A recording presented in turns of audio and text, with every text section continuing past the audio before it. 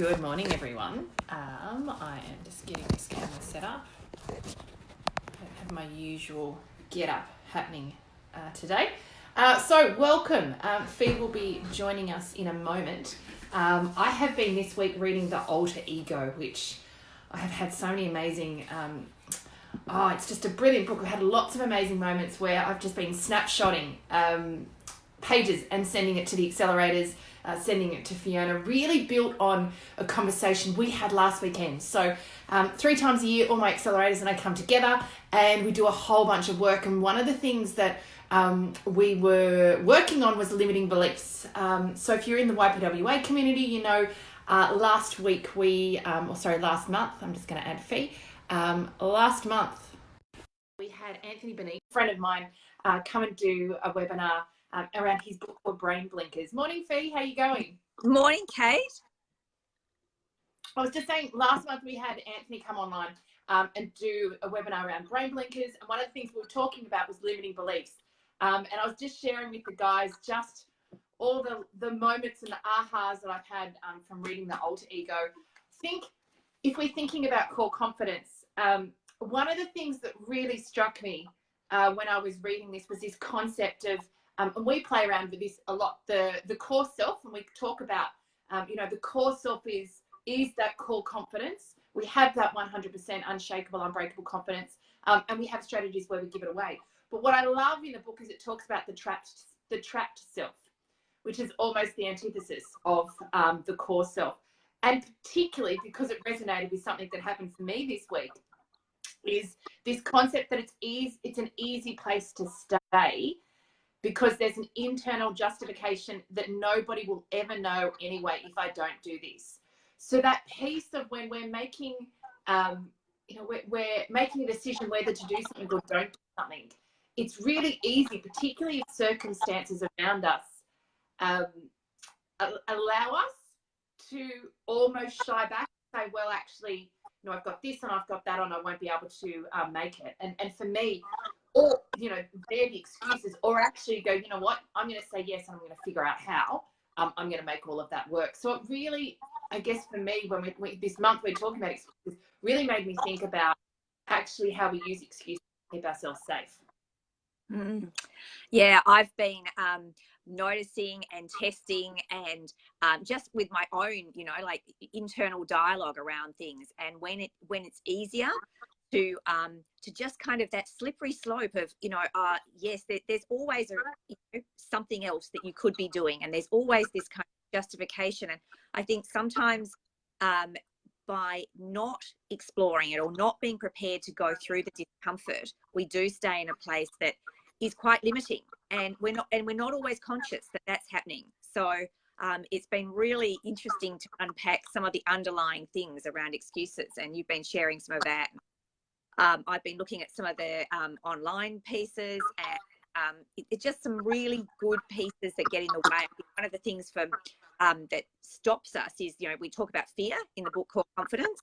We talk about confidence itself. We use that as an excuse. I don't have the confidence to do whatever it is I need to do next. So that's an excuse.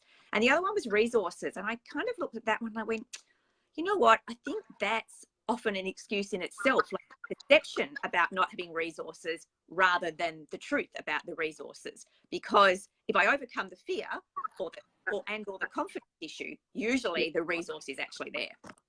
Yeah, I don't have the time. I think it's a really good one to actually use. And I do this all the time when I'm talking. I do use it for myself, but I also use it with my accelerators around. So if you had the time, would you do it? So I take the limit away, or take, if it's money, okay. If it was free, would you do it? Take the constraint that is impacting what's stopping you from leaning in. Then you'll make a good decision, and then you can reverse engineer around, okay, well, how do I make the time? How do I get the money? It's really about how do you make a good, truthful decision. And this really ties in chapter 8, Be Authentic, around, what is my truth? I think it's really, you're right, it's really easy to hide behind things like time. It's really easy to fear. I mean, I was doing a webinar yesterday in a program I was running around confidence and sharing kind of just the top line of confidence. And when I asked the question, what would you do with that 100% unshakable, unbreakable confidence? People share their things. And then the next question we always ask is, well, what's holding you back? And it's fear of failure, fear of rejection, fear of looking like a fool. And so I think for everyone, unpacking their relationship with fear, getting really conscious of that. And then I think really looking at the interplay around excuses and what's really going on. I think it's just to your point, it's just a mask for something else. Yeah. I really, as we always say with all of these conversations, really, the more self-awareness, the more consciousness we bring to it, the more we can make an informed decision. And I was just reminded as you were talking about excuses and, take the constraint away, that one of the other places that I think we let excuses get in the way is other people's excuses.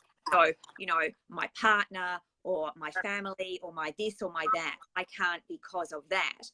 And, if that voice wasn't in your ear, if you didn't have that version of constraint, someone, saying we don't have the money or we can't do it this way or you don't have time, if you remove that, what would your options be like? What choices would you make? Yeah, and ties into something else in the book, which is around the concept of it's the tribal, can't remember the exact language now, but this concept of tribe and, the desire to belong, something we're talking a lot about at the moment. And actually that feeling of belonging is, again, another reason that we can use. And this is often very unconscious, that actually if I make different choices and I move away from that tribe, away from that pact, there's risk that I'm different. And if I'm different, then I might not belong. And this plays out, and I've seen this play out in so many different ways, as have you, Fee. How we're not making decisions. And this piece that I'm not stepping up, like I'm not stepping into my truth. I'm not playing the bigger game. And I think, the question we always ask, which is the 100% unshakable, unbreakable confidence, what would you do if you had that? That allows you to craft possibility. And I think once we get possibility, we get that desire. And then there's just an opportunity of, okay, so how do I get from where I am now to where I want to be? That doesn't mean it's got to happen today, but actually all of a sudden we're conscious that there's a different place I want to be. Yes, yeah. I mean, I think this is such beautiful work around it, and I think what I'm actually holding at the moment is the tension of pain in both directions. So the pain of when I go to do something new and when I unshackle myself from a limiting belief that means I have to move out of my tribe or my sense of belonging, that feels painful and uncomfortable. But equally, as you say, if I stay small and I don't step into what's really available to me and what's really my truth, that is also painful, and actually over time in our experience that becomes unbearable. So it's really there's such value in examining what's actually going on and then making a choice from that place. And the great thing with this is we get to choose again. So even if I make the choice and it doesn't work out the way I wanted to, and it's not what I intended, I can stop again, re-examine, and I can choose a different one. Yeah, and like we always say, staircase your way to core confidence. So we don't have to go big early. We can do small steps. We can play with this thing. We can make it joyful. We can make it fun, and staircase our way to core confidence. Yeah, I think there's a really wonderful piece for people to just connect with themselves, as we always say, and really listen to what it is that your inner self is most likely to like to do, not just all the external norms and the kind of rules that we make up for ourselves. What would I really do in this situation if I could do anything? Beautiful. Let's leave it there, guys. Have a great weekend. As always, if you've got questions, please send them through. And www.coreconfidence.com.au. If you haven't got a copy of the book, you can grab one there. Have a great day, Fee. We'll talk soon. Yes, you too, Kate. Bye.